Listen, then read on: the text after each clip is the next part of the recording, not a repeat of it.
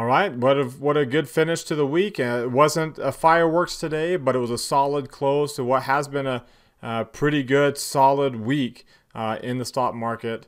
I apologize for the informality. Not feeling too well today. I've got a big vacation coming up, celebrating the 28-year anniversary with my wife next week, and so just trying to get things health-wise squared away before we take off for the week there. So I'm just kind of making it work today. So that's why I got the hat on and unshaven and just trying to get some rest. So that being said, the market kind of took a break today too. It's had a busy week. I'm going to break down now what our posture is going into next week. What are the leaders, and what are, as we rotate what new leadership is rotating into favor, and where we can trade within that new leadership. So let's go ahead and get started. Today is Friday, May the 11th, 2018. This is the Market Outlook from MarketScholars.com. My name is David Settle. Thank you very much for watching tonight. Welcome to those of you who are watching us for the first time. Glad you found us. Keep coming back for more. Subscribe to our YouTube channel by mousing over the logo in the bottom right corner of our screen. Then click on that red subscribe button. Also, like today's video. Let me know if you got something out of it. Also, when you click on that like button, that tells me that you want us to keep doing these videos day after day. So one click, easy way to give me feedback you can do right now while you're even watching. Scroll down further and comment on anything that stands out to you from today's video. Love to see what you're picking up, what you're learning out of it, what stood out to you from the video. Also, join our daily Market Outlook email list. There's a link down in the video description below that will allow you to do that. You can also follow me on Twitter for more content like this throughout the day, throughout the week. There's my handle up on the screen at DavidSettle42. Like and retweet tonight's Market Outlook tweet. I always have it pinned at the top of my timeline. Then join the Market Outlook community on Facebook. You'll see the address at the top of the screen there. There's also a link down in the video description below that will take you there too. All right, let's take a look at the S&P 500 with the market forecast indicator. You can see we got the intermediate line now crossing into the upper reversal zone, pretty established now, 85%, 85th percentile, excuse me. So we've got an established strong posture we haven't had for months. All these other bullish intermediate runs I mentioned before, neither one of them got in the reversal zone, number one, even though this did get above 50. The other thing too that we were lacking, except for one day, was being above a rising moving average, which is what turns the moving average green here. And we had that a couple of days here on the way back down because that whole time we were above the moving average, it was falling because of how much we were below it over here. So and that decline. So we didn't have these intermediate runs, this bullish intermediate run, this one here after a brief bearish stint.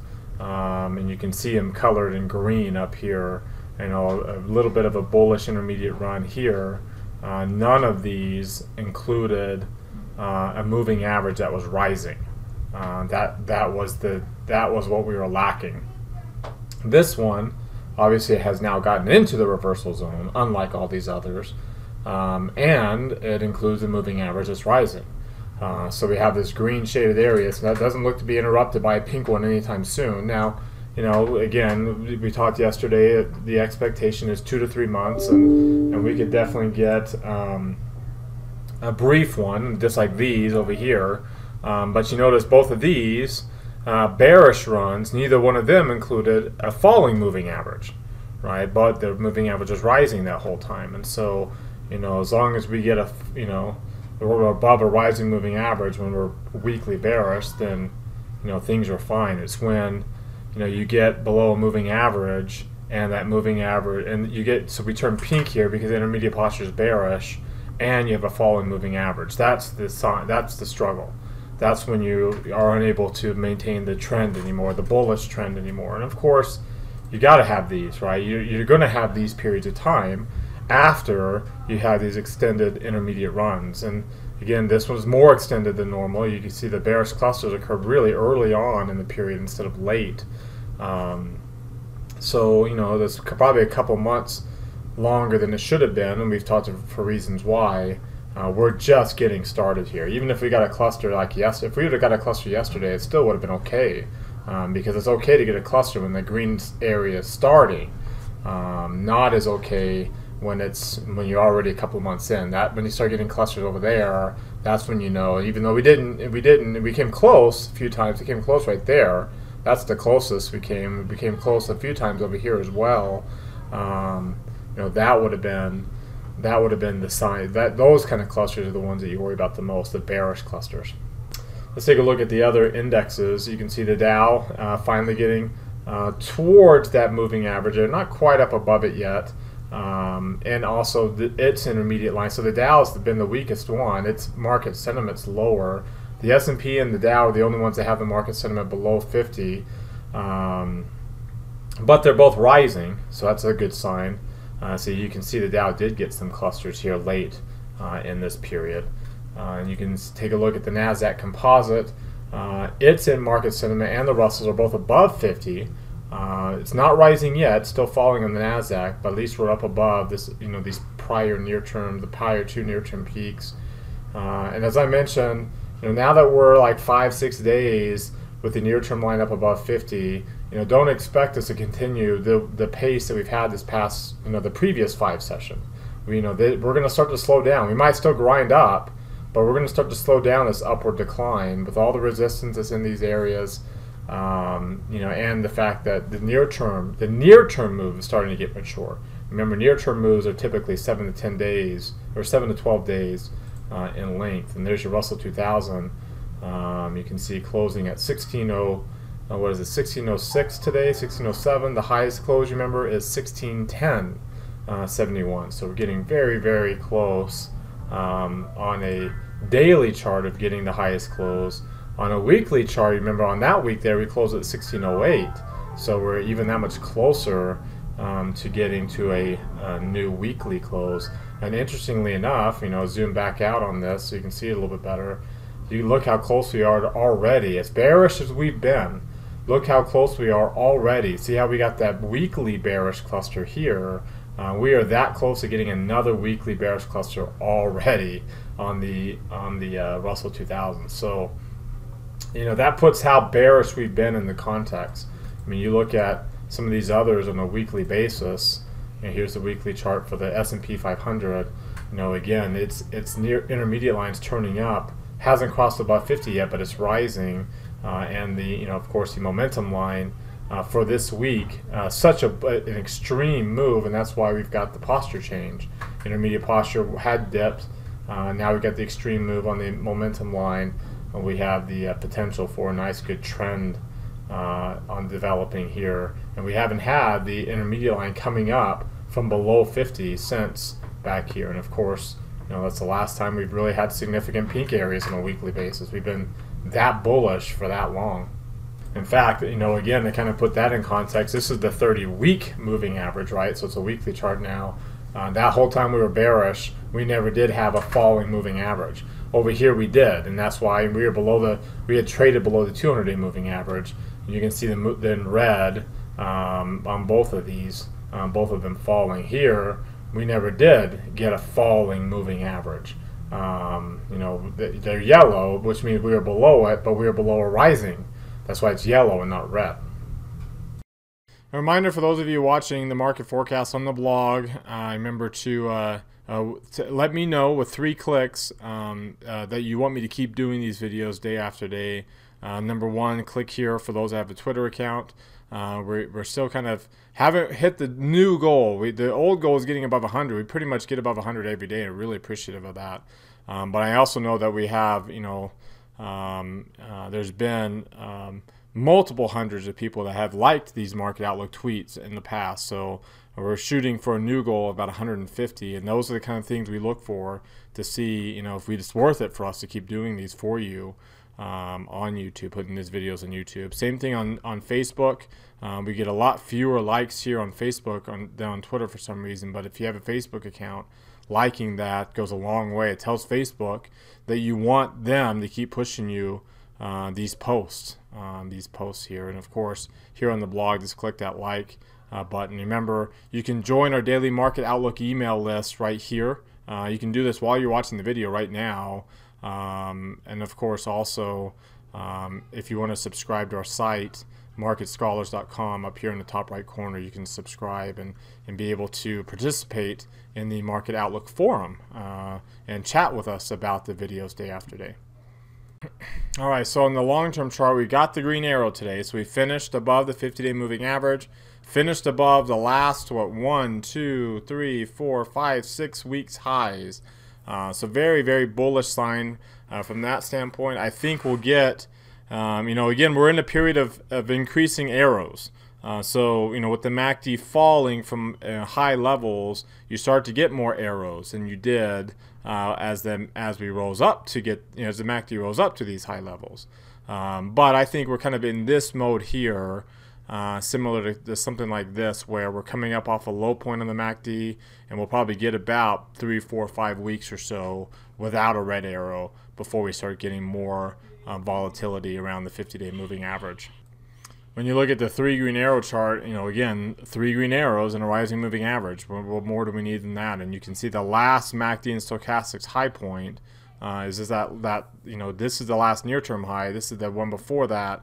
So we're getting above the last MACD and stochastics peak, which is a positive development for the S&P 500. Not quite above there on the Dow yet. You can see the NASDAQ, it is up above, so coming off of a higher low, getting up to a higher high by definition, changing the trend. The Russell 2000, same thing, coming off of a higher low point, a higher, again, using the MACD and the stochastics together to distinguish where those low points are, coming up off a higher low point, getting up past even this, getting, a little bit past up, getting above that high. So we're above now the last 2 high points that were lower highs. Now we've changed the trend. So a very good sign in that regard. And of course, when you look at the 3 green arrow chart and break it down into their moving averages, you can see now we're getting that divergence of the moving average away from each other. MACD stands for moving average convergence divergence. So the moving averages here in green and red move away from each other and then back towards each other. And I throw on the 30-day moving average as well to see how they work together. And you can see that we've been converging and now we're diverging away. The MACD is moving higher as we'd expect now that we're bullish, and the stochastics too, and they're above their moving averages. So can't really be more bullish than that right now. All right, when you look at the intraday chart, we got up to a new higher high today, so we pushed up the 4-week high point again, and we're not going to be pushing up the low point anytime soon, but eventually we will as this slides to the left, and we keep the high of the 4-week range over here to the right. So a good sign, and you can see, got about a 14+ point gap between the high and the low, and we're well up above the midpoint of the 4-week range.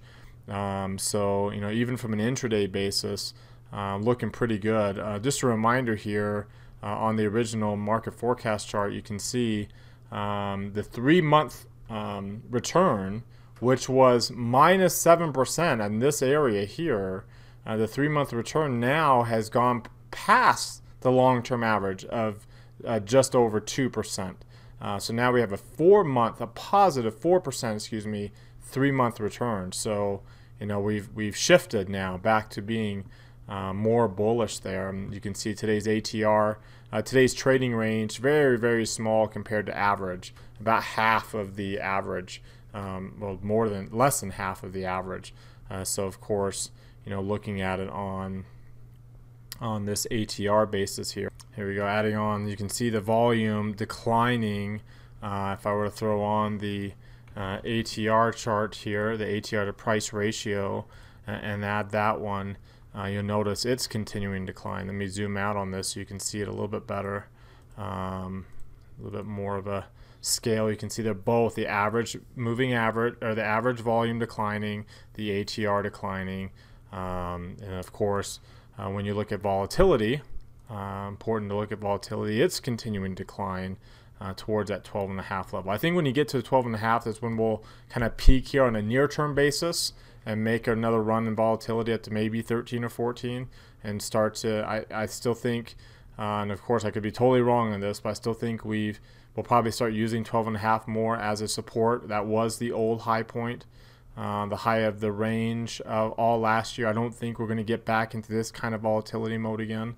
So we'll see if that ends up being the near-term peak, and we run back up to 15, which was the low point this year before this little bullish breakout that we had. And of course, looking at volatility on a relative basis, again, sitting here at the 85% level, I mean, that's the sweet spot.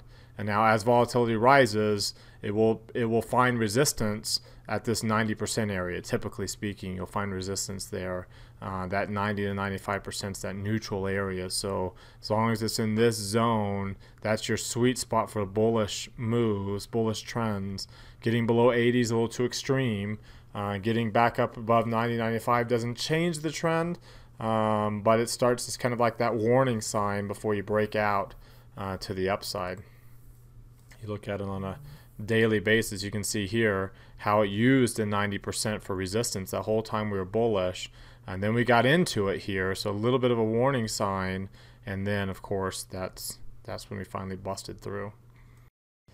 All right, so with that being said, to summarize our market forecast, a posture going forward, we're bullish. The trend has changed.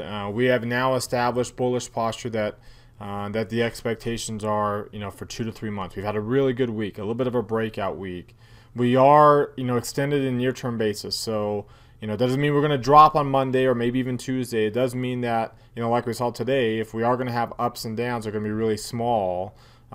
Just because of how far up above we are at these moving averages, so and how long near-term line has been above 50. So we'll slow down a little bit, and maybe this week might be a little bit of a pause, might still be positive, but not as big of a week as we saw this week. So there might be some near-term slowing, not necessarily deep pullbacks, but at least slowing. But that won't take away from the fact that the intermediate trend now is established. So that being said, what do you think? Here's a poll that popped out in the top right corner of your screen up there. Tell me if you agree or disagree with this market posture. Of course, not everybody has to agree, and if you do click on that disagree, let me know down in the comment section. What are you seeing differently that would suggest otherwise? As there's definitely not a monopoly on market opinions out there, so would love to hear what you're looking at. Of course, when you hit that little I in the top right corner of your screen, you'll see there's other links to other areas. To subscribe to our site, there's a link to go to our blog at marketscholars.com. There's also a link to go to the Market Outlook Forum, and all over there when you click on that I in the top, the information button in the top right corner of the screen. All right, when we take a look at what's driving the price action today, the dollar really took a move higher. You can see having the biggest move. In fact, it was the only thing that was really positive. The S&P was positive, obviously, too. This small cap index was trading around their preferred stocks, also kind of matching the S&P from most of this area. But then you can see the dollar was the biggest mover to the upside, and that put pressure on the expected, especially these two. These two are impacted the most by the strength in the dollar, EEM and GLD, and of course crude oil really taking a dive at the end of the day. Now, put in perspective, that's only a 1% loss, and we've seen crude oil have much, much bigger moves. But still, relatively speaking, as quiet as we were all day long, at the end of the day, and the dollar had some strength, all these other elements really took off to the downside. Gold, emerging markets, and crude oil. If we take a look at how the dollar's moving, let's pull up this index here and dollar sign DXY on the chart.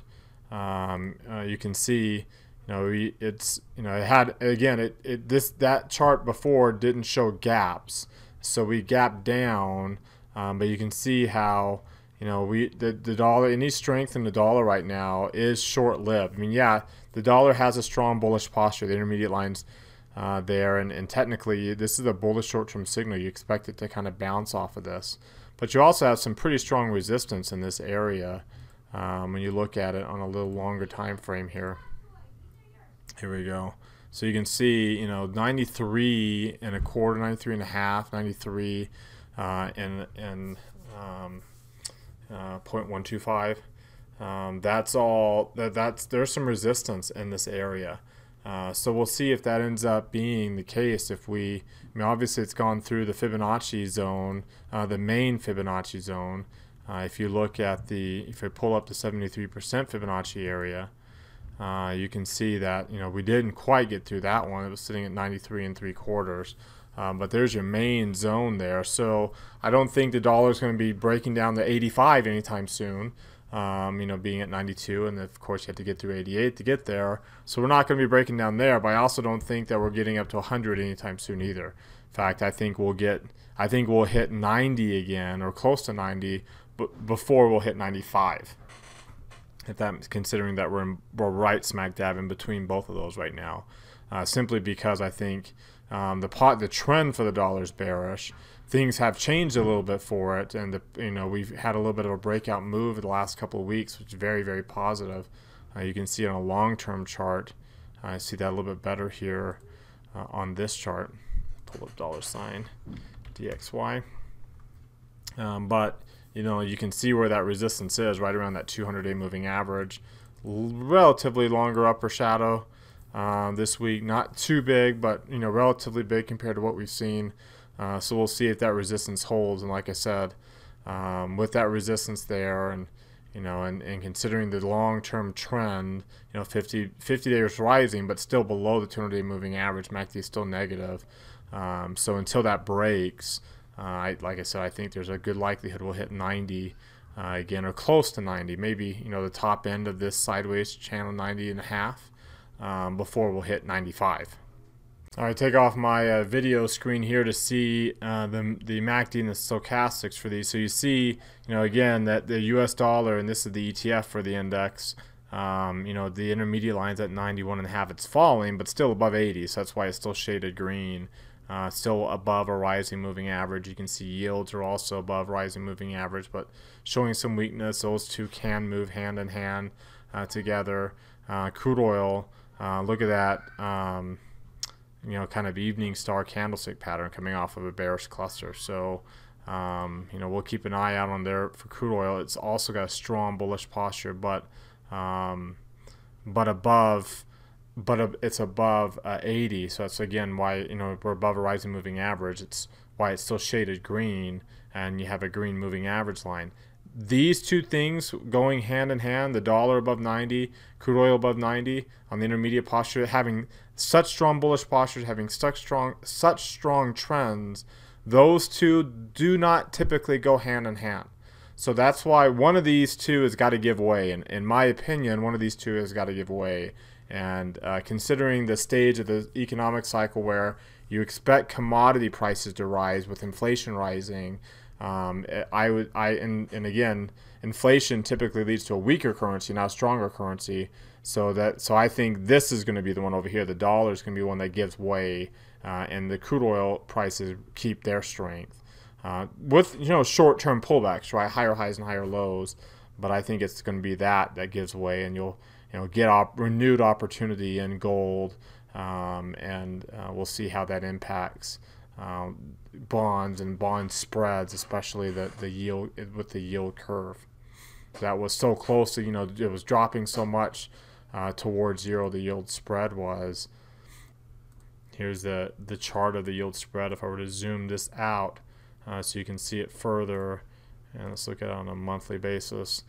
So again, we've got some ways to go until we get down to this negative level here, and we're just not anywhere close yet on this would be the 30-year minus a 5-year, though it has been falling, and you can see kind of how it's been moving here so far today. And this is we still got a ways to go before we have any kind of here, let me get this chart off of a percentage. There we go.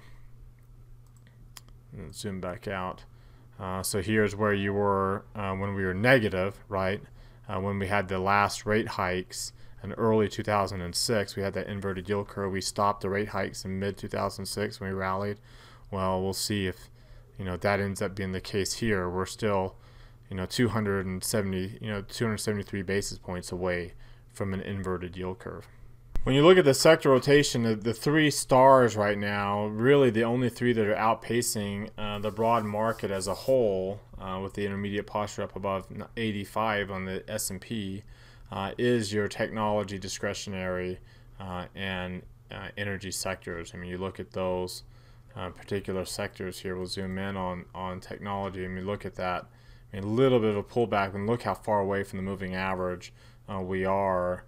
So there's, that's, we're going to run out of gas on that. The near-term line's been above 50 for a lot longer than the S&P's has, and that's been a strong mover for this week. And you look at the same thing with discretionary, not nearly as bullish as in terms of being far away, but you can see it got a cluster here yesterday, and its near-term line being above 50. The intermediate posture has been above 50 this whole time.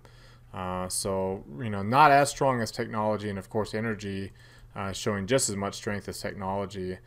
Look at that intermediate posture getting above 50 way back here. In early April, it's been above 80 this whole time, and showing an intermediate confirmation signal. I wouldn't put a whole lot into that intermediate confirmation signal, though. Near-term line's not below 50. That would be ideal.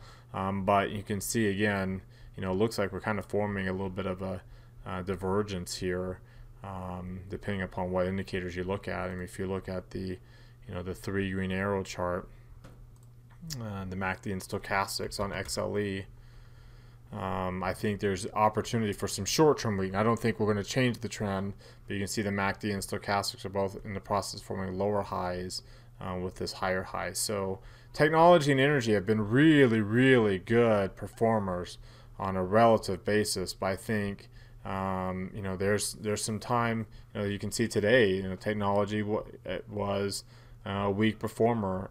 Energy, there's the S&P 500. Energy lagged behind a little bit.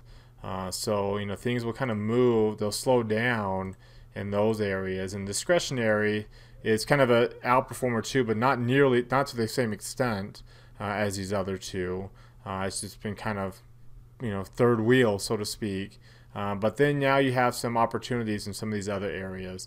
Financials finally getting close to above 80. Materials climbing. Industrials climbing. Not really strong yet, but you can see staples basing. Healthcare is one that's got opportunity. It had a really, really good move today, and you can see the breakout move there now getting above a moving average. If I were to zoom in on that healthcare area, you can see here. Let's zoom out on 1 year chart. You can see that intermediate posture, kind of like the broad market. It's been fighting around the 50 level. A little bit of pullback to these low points that we had, especially here in March. But now looking like we might start to break out and make a move, make a higher move here. You can see, looking at this chart, that healthcare. This is the S&P 500 on the Market Watch tab. Some of the biggest movers today, the biggest gainers, were all these pharmaceuticals: Regeneron, Vertex, Align Technologies. You also have Biogen, Alexion. These are all big names. Merck's in there. You can see Anthem, Celgene, Express Scripts, and even insurers like Aetna. And then on down the line, United Health, Eli Lilly, and Amgen. All those were all your biggest players, and they've had some pretty strong moves today. Obviously, one area in that healthcare sector has been doing well today is Merck. You can see it's on a rising trend. It's almost got 3 green arrows. MACD is close to crossing above its moving average.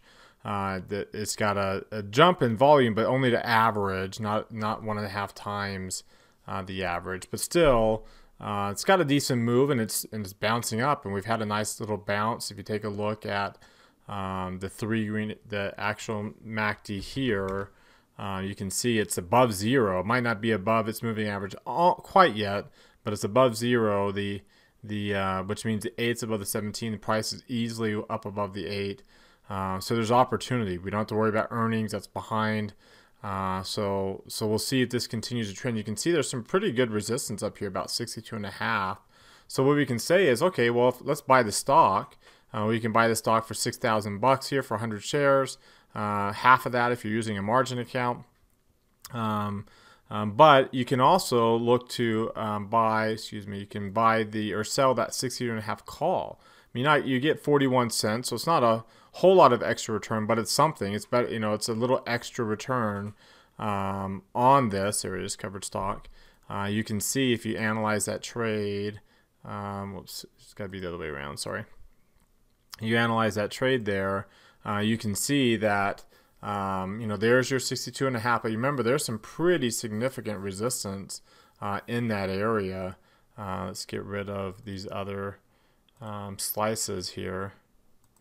So, you've got, just looking at the odds here, 62.5, the odds of it closing above 62.5 by expiration is 25%. So you got a 75% chance you'll get to keep that $41. Minus commissions for getting into it. But of course, again, considering it's right, you've got a lot of resistance here, you might be able to do a few months, depending, and sell the covered call. So it's just, it's like a little bit of a dividend payment, right? You get 48 cents per share, every quarter on this. Well, here you're getting 41 cents per share on a monthly basis. By selling at a strike price where we know it's going to have doesn't mean it has to stop there, but it has a high probability of staying below that by expiration, and that probability is probably increased by the strong resistance that's in that area as well.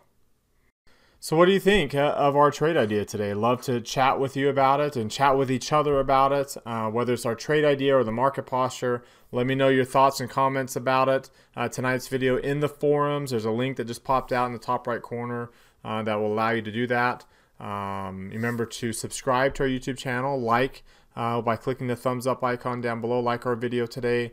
And then comment on anything that stands out to you. Also remember to follow me on Twitter for more content like this throughout the week and throughout the day. And also remember to join our Market Outlook community on Facebook, and as well as join our Market Scholars community on marketscholars.com by subscribing in that top right corner of the screen, as I've shown you before.